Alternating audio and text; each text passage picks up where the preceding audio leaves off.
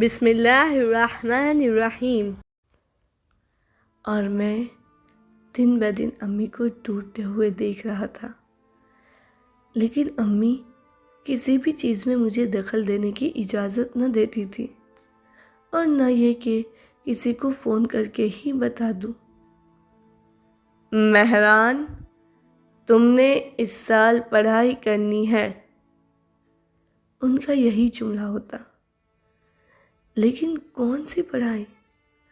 College میں، class میں، library میں سارا دھیان گھر کی طرف لگا رہتا، کوئی بھی دن سکون کے ساتھ نہ گزر رہا تھا۔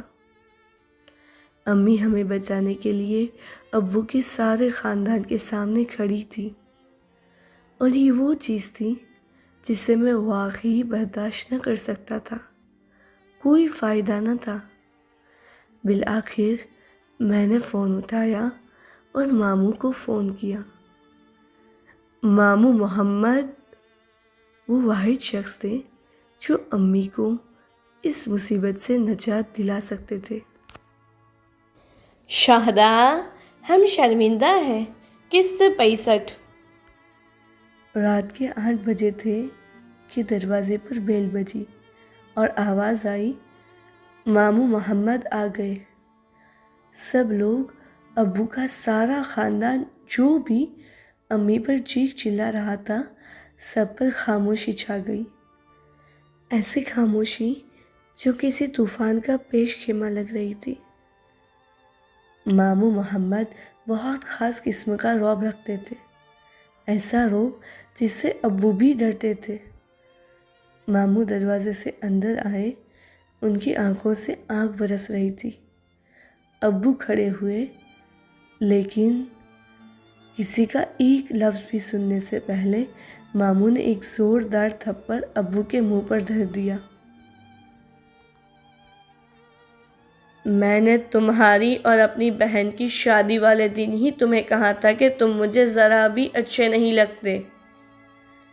اگر میری بہن کی آنکھ میں ایک آنسو بھی آیا تو میں تمہیں نہیں چھوڑوں گا۔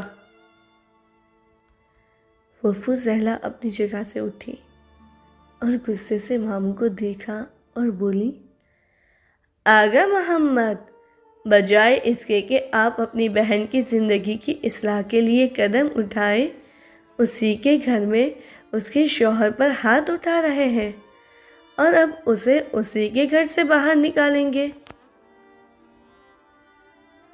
ماموں نے ٹیڑھی آنکھ سے انہیں دیکھا اور بولے، گھر عورت کا ہوتا ہے، جب مرد کی شادی ہوتی ہے وہ گھر مرد کا نہیں رہتا، اس کے گھر کو اس کی بیوی کے نام سے جانا جاتا ہے۔ اب اگر اس نے دوسری عورت کا انتخاب کیا ہے تو اب اس کے گھر جائے۔ اور جہاں تک زندگی کی اصلاح کی بات ہے، آج تک جتنا آپ نے اس گھر کی اصلاح اور آبادی کرنے کی کوشش کی ہے وہ کافی ہے۔ جہاں آپ لوگ آبادی کرنے کا منصوبہ بنائیں، وہ گھر اس سے زیادہ اچھا نہیں ہو سکتا۔ پھوپھو زیر لب بڑبڑاتی گھر سے باہر نکل گئی۔ ابو بھی ان کے پیچھے پیچھے۔ بڑبڑانا دونوں کی عادت تھی۔ اب امی غسیلی نگاہوں سے مجھے دیکھ رہی تھی۔ ماموں بولے، اسے گھورنے کی ضرورت نہیں، مہران کی بجائے یہ تمہارا فرض تھا کہ مجھے فون کرتی۔ اس رات کے بعد ابو کے خاندان میں سے کسی کی جرأت نہ ہوئی کہ وہ ہمارے گھر آتے۔ گھر کا ماحول پہلے کی نسبت پرسکون ہو گیا، لیکن یہ سکون زیادہ دن قائم نہ رہا۔ اب عدالتی مسائل شروع ہو گئے۔ امی بہت زیادہ قانونی مشکلات میں پھنس چکی تھی۔ ابو نے خوب پیسہ لگا کر سب سے مشہور وکیل کیا تھا اور پوری کوشش میں تھے کہ امی کے سارے مالی حقوق کو ضائع کر سکیں۔ امی اب تھک چکی تھی، عدالتی کام نپٹاتی اور سعید اور الہام کا دھیان نہ رکھ پاتی تھی۔ وہ بھی 12 اور 13 سال کے ہو چکے تھے۔ میں نے خوشی سے یہ ذمہ داری سنبھال لی تھی۔ دونوں کو پڑھنے بٹھا دیتا۔ میں جلدی سے گھر کے سارے کام کو کر لیتا۔ صفائی ستھرائی اور سادہ کھانا پکانا بھی آ چکا تھا، وہ بھی بنا لیتا۔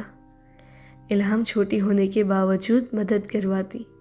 امی پوری کوشش کرتی کہ گھر کا ماحول پرسکون رہے، لیکن ہم سبھی نفسیاتی دباؤ کا شکار تھے، اور انہی شرائط میں نے انٹری ٹیسٹ بھی دے دیا۔ ابو نے الہام کو ہم سے لے لیا، اور الہام کا لینا امی کو اور زیادہ تکلیف میں مبتلا کر چکا تھا۔ سعید بھی اسی وجہ سے سخت جذباتی احساسات کا شکار تھا۔ امی تو امی تھی، لیکن میں اس خاتون کو بھی جانتا تھا جن کے گھر الہام گئی تھی۔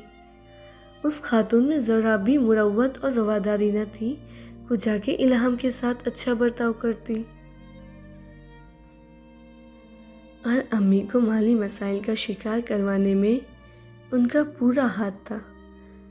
سعید وہ تھا جسے ابو نے ان سالوں میں بہت پیار و محبت دکھایا تھا، اور جب سعید نے ابو کے ساتھ جانے کا اظہار کیا تو ابو نے بہت آرام سے اس کے چہرے کی طرف دیکھا اور بولے، جتنی بری تمہاری عادتیں ہیں، مریم کے گھر لے کر جاؤں گا تو میری بے عزتی کا باعث ہی بنو گے، اور مریم بھی نہ مانے گی۔ اب سعید پوری طرح ٹوٹ گیا تھا، گھسیلا ہو گیا، ہر بات پر لڑنے کو آتا اور ذرا سی بات پر رونا شروع کر دیتا۔ آخر انٹری ٹیسٹ کا جواب بھی آ گیا، اور میں نے خاموشی سے ڈاکیومنٹس اٹھائے اور یونیورسٹی میں کسی فیلڈ میں پڑھائی کے لیے غور و فکر کرنے لگا۔